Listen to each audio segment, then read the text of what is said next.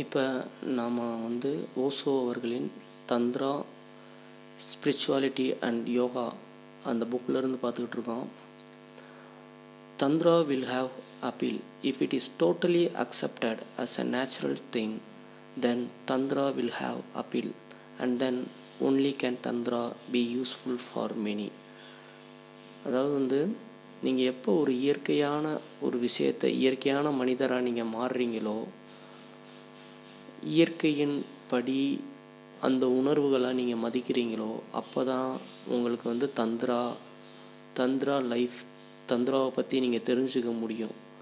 அது வரைக்கும் உங்களால் அது உங்களுக்கு தந்த்ரான்றது ஒரு எதிரியாகவே போல், அது ஒரு கெட்ட விஷயமா அப்படி தான் உங்களுக்கு தெரியும்.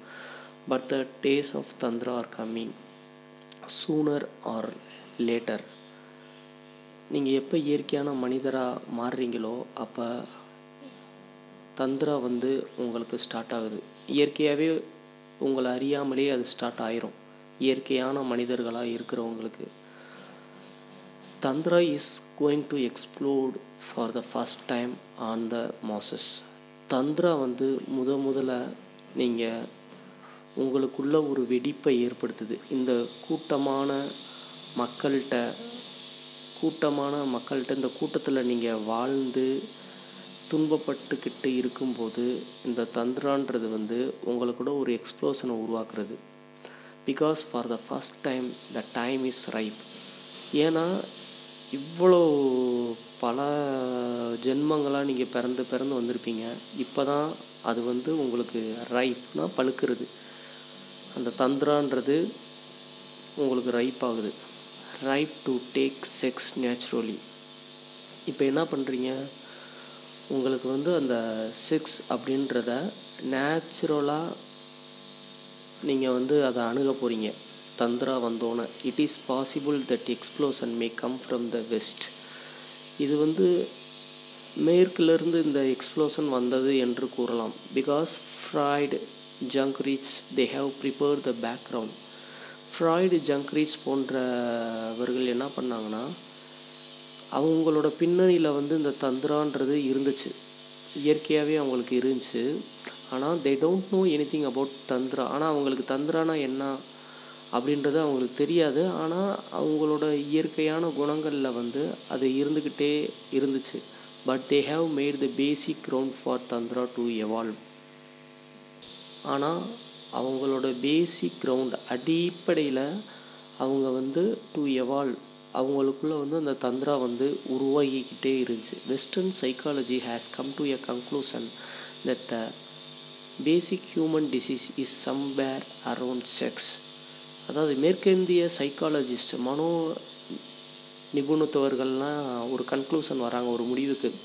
அதாவது ஒரு சாதாரண ஒரு மனிதனுக்கு அவன் நோய்வாய்ப்படுறதுக்கு காரணம், துன்பப்படுறதுக்கு காரணம் எங்கேயோ இந்த செக்ஸில் மட்டும்தான் இருக்குது. அதுக்குள்ளே தான் அவனை சுற்றி வருது.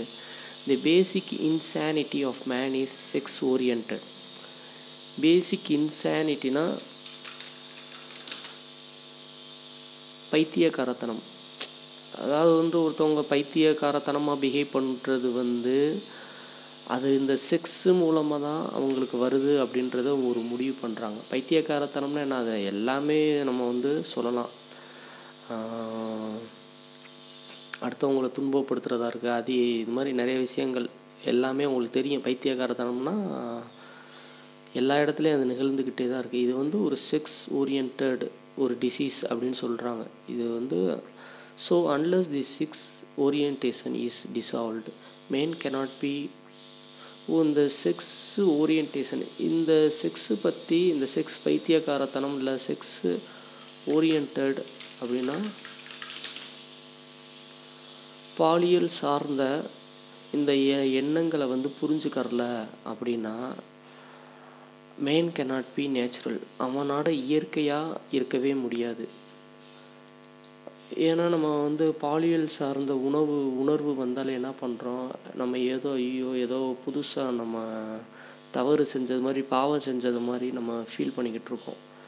ஆனால் அந்த மாதிரி நம்ம ஃபீல் பண்ணிக்கிட்டு இருந்தோன்னா மேன் cannot be. ஒரு மனிதன் இயற்கையான மனிதனாக, நார்மல், அவன் இயற்கையாக அந்த யூனிவர்சல் நம்மளை வந்து எப்படி படைச்சிருக்கோ அதுபடி இல்லாமல் அவனால் நேச்சுரலாக இருக்கவே முடியாது. Man has gone wrong only because of attitudes about sex.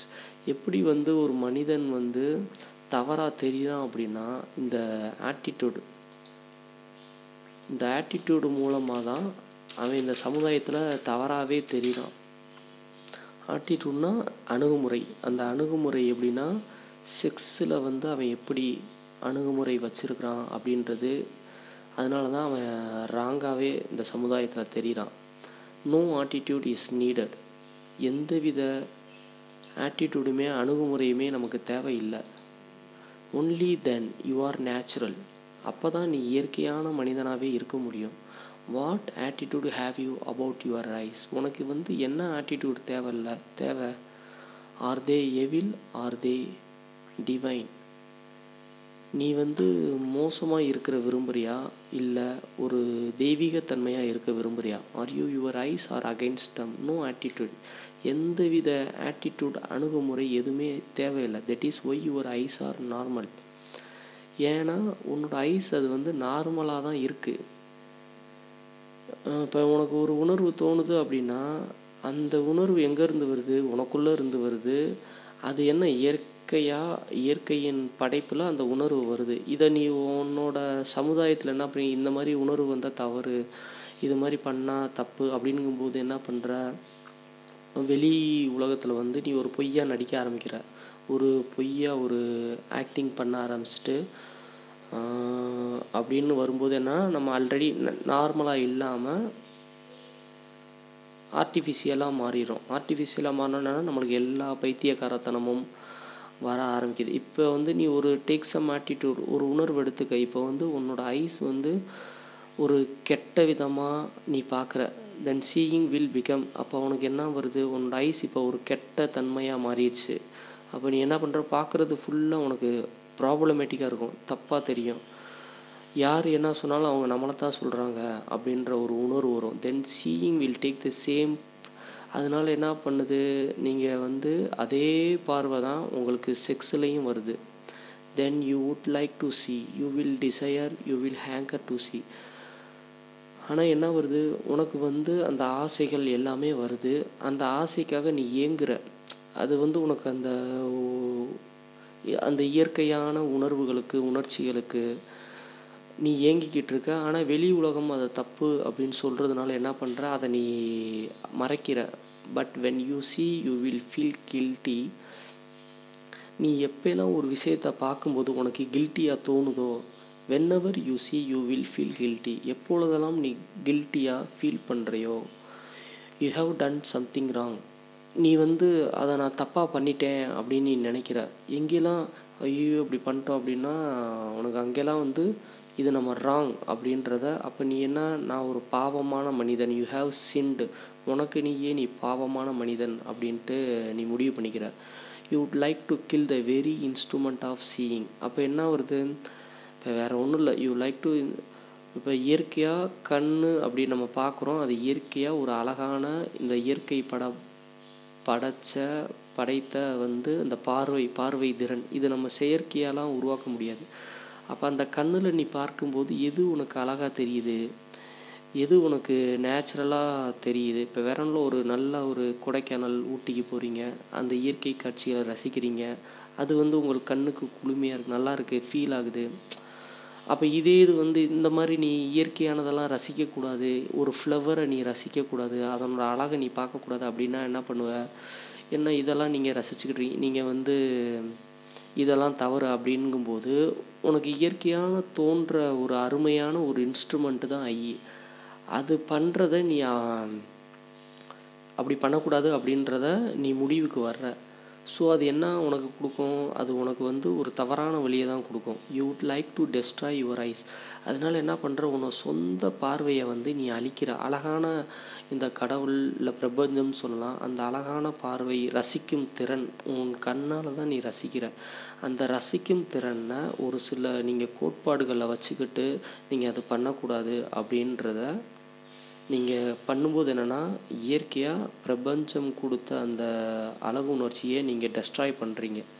இது நீங்கள் கடவுளுக்கு எதிராக செய்கிற செயல் தான். ஏன்னா உனக்கு அப்படி தான் தோணுது. And the more you want to destroy them. அதனால் என்ன பண்ணுற, நீ மேலும் மேலும் அந்த இயற்கையான தன்மையை, உன்னோட பார்வையை நீ அழிச்சுக்கிட்டே இருக்கிற. the more you will become I-centered, then you will start a very absurd activity. absurd activityனா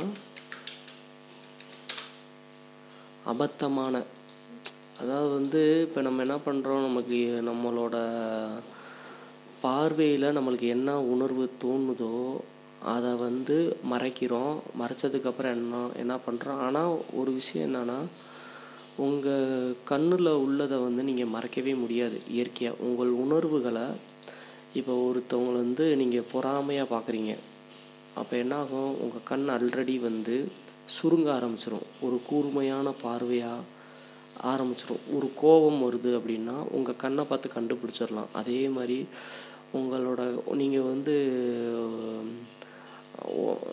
இந்த மாதிரி உங்களுக்கு அன்பு இருக்குது ஒருத்தர் மேலே அப்படின்னா அதையும் கண்கள் மூலம், கண்கள் எப்பயுமே பொய் சொல்லாது, அது உங்கள் உணர்வுகளை காட்டி கொடுத்துரும். எப்பயுமே ஒருத்தவங்களோட ஃபேஸ் ரியாக்ஷனாக ஃபேஸ் பலவிதமாக ரியாக்ஷன் பண்ணலாம், பொய்யா ரியாக்ஷன் பண்ணலாம். ஆனால் ஒருத்தவங்களை நீங்கள் கண்டுபிடிக்கணும் அப்படின்னா உங்களை பற்றி அவங்க எப்படி தவறாக நினைக்கிறாங்களா, இல்லை நம்மளை முன்னாடி இருந்து பின்னாடி தள்ளிவிட நினைக்கிறாங்களா, நமக்கு ஆபத்தை விளைவிக்கிறவங்களா இவங்க, இவங்க நம்மக்கிட்ட பொறாமையாக இருக்கிறாங்களா, இல்லை இவங்க ஆபத்தானவங்களா அப்படின்னா ஒன்லி அவங்க ஐஸை பார்த்து நீங்கள் கண்டுபிடிச்சிடலாம். ஓகேவா? அதனால் ஐஸ் உங்களோட மொத்த உணர்வுகளின் வெளிப்பாடு. ஸோ அந்த ஐஸை நீங்கள் ஒருத்தரை பார்த்துக்கிட்டே இருக்கீங்கன்னு வச்சுக்கோங்க, உங்களுக்கு வேறு ஒன்றும் இல்லை, உங்களுக்கு பிடிக்காதவர்களை நீங்கள் ஐஸ் டு ஐ கான்டாக்ட் அப்படி பண்ணுறீங்க அப்படின்னா அவரோட எல்லா உணர்வுகளையும் உங்களை ஐ மூலமாக நீங்கள் அப்சர்வ் பண்ணுறீங்க. அவர் உங்களை தாக்கணும்லாம் அவசியம் இல்லை. உங்களுக்கு பிடிக்காதவங்க ஒருத்தவங்க இருக்கிறாங்க, அப்போ நீங்கள் அவங்கள பார்க்குறீங்க. அப்போ என்னன்னா, அந்த நபர் உங்களை பற்றி என்னென்னலாம் கெட்டதாக நினைக்கிறாரோ அதை ஃபுல்லாகவே நீங்கள் அப்சர்வ் பண்ணுறீங்க. அப்போ நீங்கள் ஆல்ரெடி டிஸ்டர்ப் ஆயிடுவீங்க. உங்களுக்கு கோபம் வரும், அந்த மனிதரை பற்றி சிந்திச்சுக்கிட்டே இருப்பீங்க. அதனால் என்ன பண்ணுவாங்கன்னா, அந்த சிந்திச்சுக்கிட்டே இருப்பாங்க. ஏன், உங்களை தவறான மனிதர்கள் நீங்கள் பார்க்கும்போது உங்களுக்கு அந்த உணர்வு கண்டிப்பாக வந்துடும். இது நம்மளை அறியாமையே உங்களுக்குள்ளே ட்ரான்ஸ்ஃபர் ஆகும். இப்போ நம்ம மொபைலில் 5G 4G யூஸ் பண்ணுறோம், கண்ணுக்கு அந்த எனர்ஜியெல்லாம் தெரியுதா? இதெல்லாம் கண்ணுக்கு தெரியாத எனர்ஜிஸ் ஒருத்தவங்களோட. அதனால தான் மெடிடேஷன் பண்ணுறவங்க ரொம்ப இவங்களானா அவங்க ஐ டு ஐ கான்டாக்ட் ரேராக தான், அன்புக்குரியவர்களை மட்டும்தான் வச்சுக்கிடுவாங்க. எல்லா வித்தையெல்லாம் பார்க்க மாட்டாங்க. அப்படி பார்த்தீங்க அப்படின்னா அவங்களோட இத்தனை ஜென்ம பதிவுகள் எல்லாமே உங்களுக்குள்ளே ட்ரான்ஸ்ஃபர் பண்ணுறீங்கன்றதை நினச்சிக்கோங்க. ஸோ மேக்ஸிமம் நீங்கள் எப்பயுமே ஒரு ஒரு நல்ல விஷயம் என்னென்னா, யாரையுமே ஐ டு ஐ கான்டாக்ட் நீங்கள் பண்ணலை அப்படின்னா நீங்கள் எப்பயுமே பியூராக இருப்பீங்க. உங்களை அவங்களோட உணர்வுகள் எந்த விதத்துலேயுமே பாதிப்பு இதுவே உங்களுக்கு லைஃப்பில் ஒரு ரிலீஃபாக இருக்கும்.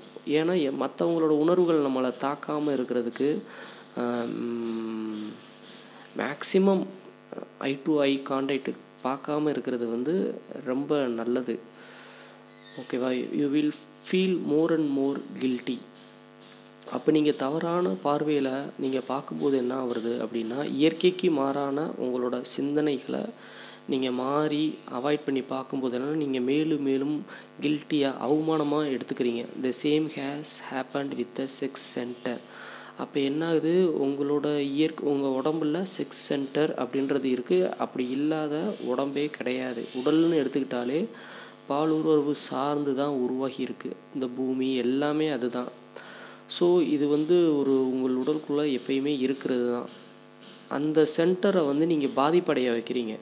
நீங்கள் இப்போ அதாவது இப்போ உங்களுக்கு ஒரு செக்ஸுவல் ஃபீல் வருது அப்படின்னா நீங்கள் அதை நீங்கள் வெளியில் இன்னொரு ஆள்கிட்ட ஃபிசிக்கலாக காமிக்கணும்லாம் அவசியம் கிடையாது.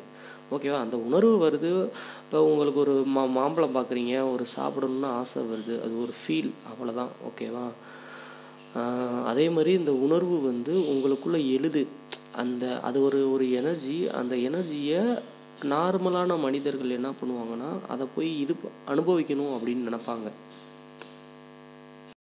மாதிரி தெரியும். ஆனால் அதை நீங்கள் ஒரு கார் வாங்கி பழக்கப்பட்டுட்டீங்க அப்படின்னா அந்த அந்த ஒரு ஆனந்தம் வந்து உங்களை விட்டு போயிடும்.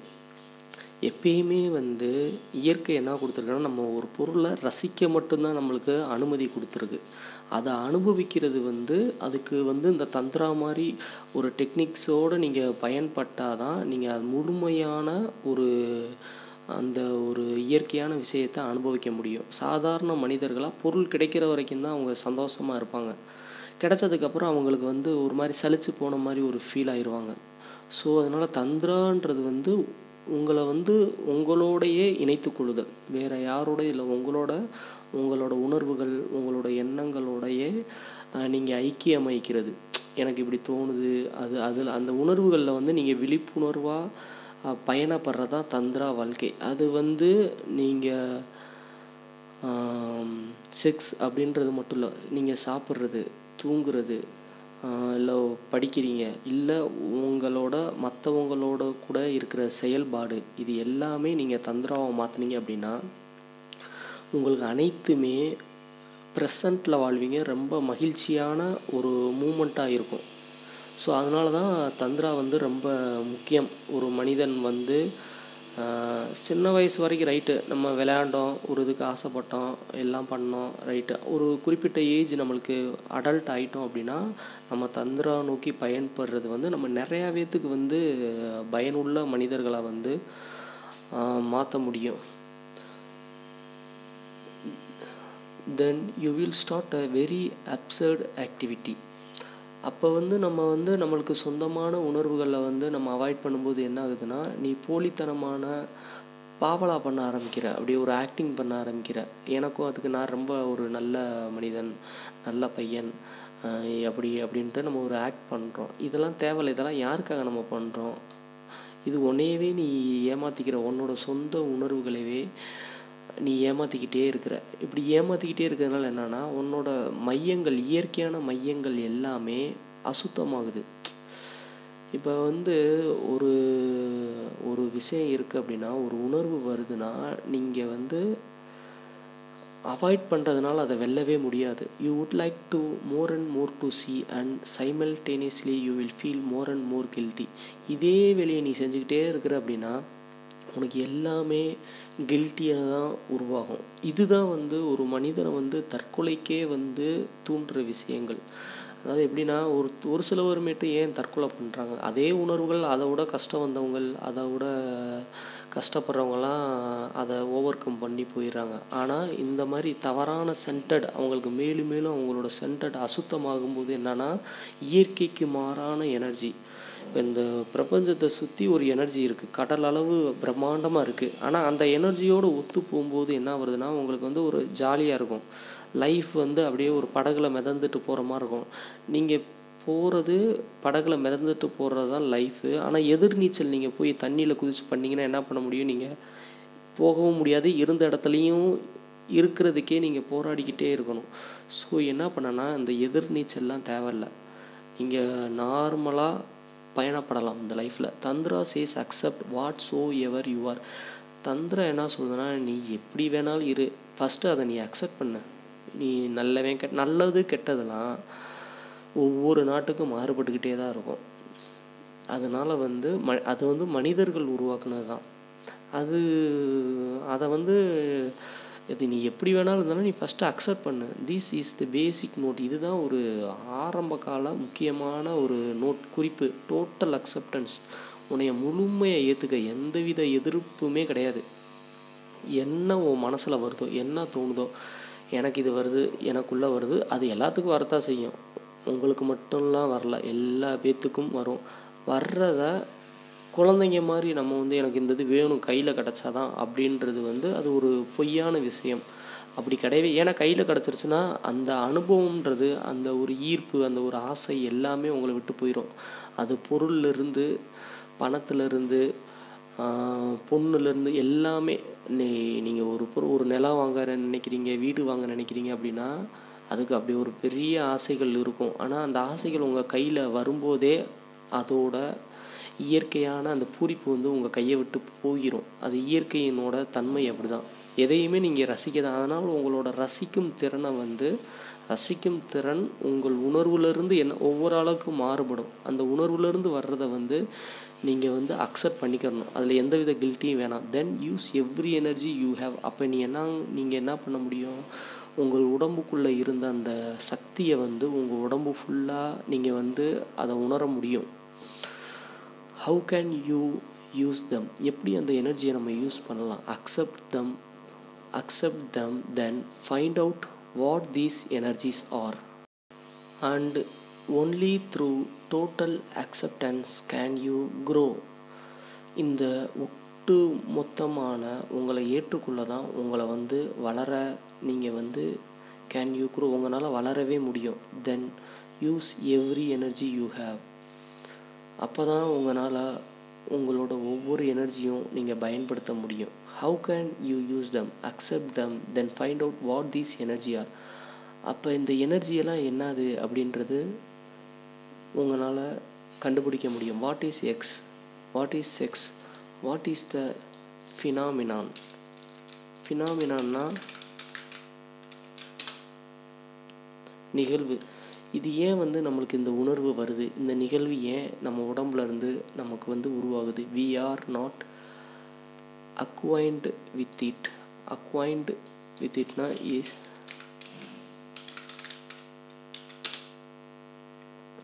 அறிமுகம். இது வந்து ஏன் நமக்கு வந்து இந்த உணர்வு we are not, அதோட வந்து அதாவது வந்து அந்த செக்ஸ் அப்படின்றதுல வந்து அந்த உணர்ச்சி வருது. ஆனால் அதோட நம்ம வந்து எந்தவித தொடர்புமே இல்லாமல் we know many things about sex taught by others. நமக்கு வந்து இந்த செக்ஸுன்றது எப்படி வருது அப்படின்னா, மற்றவங்க சொல்லி கொடுத்தது மட்டும்தான் உங்களுக்கு தெரியுது. உங்களுக்குள்ள என்ன உணர்வு ஏற்படுது, அந்த செக்ஸ் உணர்வு வரும்போது உங்களுக்குள்ள என்ன உணர்வு வருது அப்படின்றத நீங்கள் பார்க்கவே இல்லை. மற்றவங்க சொல்லி கொடுத்தது, இது இப்படின்னா இப்படி பண்ணணும் அப்படின்றத அறிவுரை. அது பெண்ணாக இருந்தாலும் சரி, ஒரு ஆணாக இருந்தாலும் சரி, இப்படி அந்த செயலில் மட்டும்தான் நம்ம கவனம் செலுத்துகிறோம். இப்போ வந்து பசங்க இருக்கிறாங்க அப்படின்னா என்ன பண்ணுவாங்கன்னா, இது இப்படி இந்த மாதிரி உடல் அமைப்பு இருக்குது, இது நம்மளுக்கு ஈர்ப்பாக இருக்குது, நம்ம இந்த மாதிரி செய்யணும், இந்த மாதிரி வருது அப்படின்றது அந்த ஃபிசிக்கல் ஆக்டிவிட்டியில் மட்டும்தான் நம்மளுக்கு கவனம் போகுது. பெண்களாக இருந்தாலும் அப்படி தான். ஏன்னா இப்படி தான் நம்மளை கதை சொல்லி தான் நம்மளை வந்து வளர்த்துருக்காங்க. அது நண்பர்கள் வட்டமாக இருக்கட்டும், பெற்றோர்களாக இருக்கட்டும், இப்படி இருந்தால் இப்படி, இந்த கதைகள்லாம் எல்லாமே அது வந்து ஒரு ஃபிசிக்கல் ஆக்டிவிட்டி தான். we may have passed through the sex act but with the guilty mind. அதனால என்ன பண்ணுறாங்க அப்படின்னா, இந்த கில்ட்டி மைண்டு, இந்த அவமானத்தோடையே நம்ம செக்ஸு வந்து ஆக்ட் பண்ணுறோம். அதாவது அந்த செக்ஸு வந்து பண்ணுறது எப்படின்னா, ஒரு கில்ட்டி ஃபீலிங்லேயே வந்து இப்போ யாராவது தவறி ஒரு 2 பேர் வந்து ஒரு பண்ணுறாங்க அப்படின்னா, அது வந்து பேரண்ட்ஸ் பார்வையில், அந்த சமுதாயத்து பார்வையில் எப்படி இருக்குது, அதனால என்ன பண்ணுறாங்க, அதை மறைஞ்சு தெரியாமல் வித் எ சப்ரஸிவ் ஆட்டிடியூடு. அது வந்து என்னென்னா, உங்களையே நீங்கள் அப்படியே கட்டுப்படுத்தி, நம்மளை ஏதோ ரொம்ப ஒருத்தவங்க இது பண்ணுறாங்க அப்படின்ட்டு சப்ரஸ் பண்ணிக்கிறீங்க நீங்கள். இன் ஹேஸ்ட், இன் ஹரி, அவசரமாக வேகமாக அது sometime something has to be done and unbanned. அதாவது இப்போ வந்து ஒருத்தவங்க வந்து என்ன பண்ணுறாங்க, ஒரு செக்ஸு 2 பேர் ஒரு காதலர்கள் பண்ணுறாங்க அப்படின்னா என்ன பண்ணுறாங்க, அவங்க பண்ணுற செயல்கள் எல்லாமே அவசரமாக இருக்கும். அப்படி அவசரம் அந்த உணர்வுன்றது வந்து அவங்களுக்கு வந்து ஆக்டிவிட்டியாக, ஃபிசிக்கல் ஆக்டிவிட்டியாக மாறிடுது. எல்லாமே வேகமாக மாறிடுது. அவங்க என்ன பண்ணுறாங்கன்னா, அவங்களுக்கே இதனால தான் வன்முறை அப்படின்றதே உருவாகுது. த sex act is not a loving act. அது ஒரு அழகான ஒரு அன்புக்குரிய விஷயமாக செக்ஸுன்றது பார்க்கப்படலை. ஏன்னா இந்த செக்ஸ் ஒரு பெண்ணோ இல்லை யாரோ இருக்கட்டுமே, அவங்கள வந்து செக்ஸை வந்து ஒரு கத்தி மாதிரி பயன்படுத்துகிறாங்க. அவங்கள வற்புறுத்தி அந்த செக்ஸுன்ற ஆக்டே அது அப்படியே ஒரு ஆயுதமாக, ஒரு வன்முறையான செயலாக ஆக்கக்கூடிய ஒரு ஆயுதமாகவும், ஒரு துப்பாக்கி எடுத்து ஒரு சுடுற மாதிரி ஏதாவது ஒரு காழ்ப்புணர்ச்சியாக உடனே அந்த பெண்ணையோ இல்லை அந்த செக்ஸ் மூலமாக நம்ம வந்து வன்முறைக்கு உட்படுத்துகிறோம். அது ஒரு வன்முறையான செயலாகவே மாறிடுது. ஏன் அந்த இடத்துல லவ்ன்றது ஒரு லவ் ஆக்ட், ஒரு அன்பான விஷயம் நிகழவே இல்லை. ஸோ இந்த ஆக்ட் வந்து எப்படி தவறாக பார்க்கப்படுது, இந்த செக்ஸுன்ற ஆக்ட் வந்து லவ் இல்லை அப்படின்னாலே அது ஒரு தவறான விஷயமாக கருதப்படுறோம். அது அப்படி மாறிடுது. You are not happy. அதில் அந்த மாதிரி விஷயத்தில் உன்னால் சந்தோஷம் அடையவே முடியாது. But you cannot leave it. the more you try to leave it, the more attractive it becomes. நீ வந்து இந்த செக்ஸ் அப்படின்றத வந்து உன்னால் வந்து அதை விட்டு விலகவே முடியாது. அது ஆணாக இருந்தாலும் பெண்ணாக இருந்தாலும் விலகவே முடியாது. எனக்கு வராத மாதிரி இல்லாத மாதிரி நீ ஒரு நாடகம் வேணால் நடத்திக்கலாம். அது the more you try, நீ அதிலிருந்து எப்படி நீ விலக நினைக்கிறையோ அப்போ தான் அது உனக்கு வந்து ரொம்ப அட்ராக்டிவாகவே இருக்கும். the more you want to negate it, the more you feel invited. நீ எப்போல்லாம் அதை புறக்கணிக்க நினைக்கிறியோ, நீ இன்வைட் பண்ணுறதா நினைக்கிறோம், எனக்கு வேணாம், இது வந்து நான் அவாய்ட் பண்ணுறேன் அப்படின்னா உனக்கு அது வந்து மைண்டில் தோணிக்கிட்டே இருக்கும். அந்த விஷயம் எப்படி இருக்குது, அது உனக்கு எப்போயுமே 24 மணி நேரமும் உனக்கு அந்த ஃபீல் வந்துக்கிட்டு தான் இருக்கும். அதனால தான் தந்திரம் என்ன சொல்கிறாங்க அப்படின்னா, அதனோட நீங்கள் வந்து அந்த எனர்ஜியை, நீங்கள் எந்த எனர்ஜியுமே அது இயற்கையான எனர்ஜி, அதில் நீங்கள் நெகட்டிவேட் இட், அதை வந்து புறக்கணிக்க தேவையில்லை. But this attitude to negative to destroys the very mind.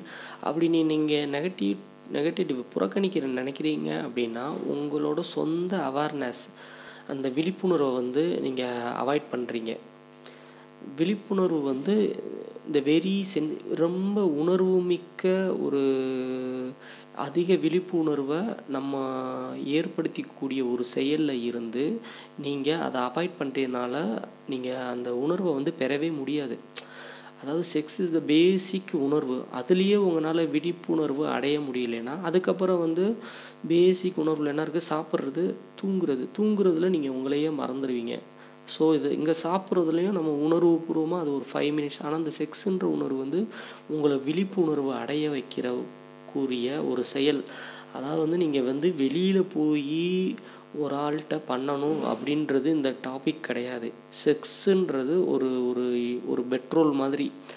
அந்த பெட்ரோலை நீங்கள் உங்கள் உடம்புக்குள்ளே க்ரியேட் பண்ணுறீங்க. அந்த க்ரியேட் பண்ணுறத நீங்கள் வேறொரு எனர்ஜியாக அதை மாற்ற முடியும். அதைத்தான் இங்கே நம்ம சொல்கிறாங்க. தந்திரா அப்படின்னா உடனே நமக்கு நினச்சவங்க கூடலாம் போய், நம்மளுக்கு பார்க்குறவங்க கூடலாம் போய் ஃபிசிக்கல் ஆக்டிவிட்டி, செக்ஸ் வச்சுக்கலாம் அப்படின்றது 0% முற்றிலும் கிடையாது. தந்திர முறைப்படி நீங்கள் வந்து அனைத்துமே ஒரு ரசனையோட ஒரு எழுதுறீங்க அப்படின்னா, ஒரு நீங்கள் சாங் கேட்குறீங்கன்னா கூட இந்த தந்திரம் ரொம்ப யூஸ்படும். அந்த மகிழ்ச்சியோடு நீங்கள் முழுமையாக அனுபவிக்க முடியும். அந்த மகிழ்ச்சியை முழுமையாக அனுபவிச்சிட்டாலே நீங்கள் அந்த இதிலேருந்து வெளியேறிடலாம். உங்களுக்கு அதில் வந்து துக்கமே வராது. வேறு ஒன்றும் இல்லை, ஒரு செக்ஸ் ஃபீலே உங்களுக்கு வருது. உங்களுக்கு வந்து இப்போ நீங்கள் ஒரு இளைஞராக இருக்கிறீங்க, உங்களால் எதுவுமே பண்ண முடியல அப்படின்னா அந்த உணர்வை வந்து நீங்கள் வேறு ஒரு விதமாக ஒரு கவிதை எழுதுங்க, இல்லை வந்து ஒரு மியூசிக் க்ரியேட் பண்ணுங்கள். உங்களுக்கு டயக்ராம் வரைய தெரிஞ்சுன்னா டயக்ராம் வரையுங்க. அந்த எனர்ஜி இருக்கும்போது நீங்கள் ஒரு செயல் செய்கிறீங்க அப்படின்னா அது ஒரு தெய்வீக செயலாக மாறும். அந்த செயல் வந்து மற்றவர்களால் நீங்கள் ஈர்க்கப்படுவீங்க. ஸோ வந்து நீங்கள் ஃபிசிக்கல் ஆக்டிவிட்டியுமே நீங்கள் வந்து என்ன பண்ணுவீங்கன்னா அதுவுமே நீங்கள் உங்கள் உணர்வுக்குள்ளே தான் உணர போகிறீங்க. இது வந்து சின்ன குழந்தைங்கனால முடியாது. நம்ம பார்க்குறவங்க 100 பெண்களை பிடிக்கலாம், இல்லை 100 ஆண்களை பிடிக்கலாம். அதை வந்து நம்ம எல்லா பேர் கூடயும் நம்ம வந்து இந்த மாதிரி செக்ஸ் அப்படின்றது வச்சுக்க முடியுமா? அது பாசிபிள் கிடையாது. ஸோ அந்த உணர்வுகளோடு நீங்கள் பயணப்பட்டு வாழ்க்கை முழுதும் அந்த உணர்வுகளையே கையாண்டு நீங்கள் பயணப்படுறது வந்து உங்கள் லைஃபுக்கு வந்து மரணம் வரைக்கும், இன்க்ளூடிங் மரணத்தை விட நீங்கள் நேரடியாக பார்க்க முடியும். இதனால என்ன ஆகுதுன்னா நீங்கள் மரணிக்கிறதையே உங்களால் உணர முடியும். ஸோ அந்த அவேர்னஸ் எந்த அளவுக்கு உங்களுக்கு அந்த அவேர்னஸ் வருதோ உங்கள் உடல், உங்கள் மனம், உங்கள் சோல் அதிலிருந்து நீங்கள் டோட்டலி வெளியிலேருந்து பார்க்கவே முடியும். அப்படி பார்க்க முடியுதுன்னா என்ன ஆகுதுன்னா நீங்கள் எப்பயுமே இளமையாகவே இருப்பீங்க. உங்களுக்கு வந்து ஏஜ்டு ப்ராசஸ்லாம் ரொம்ப கம்மியாக நடக்கும்.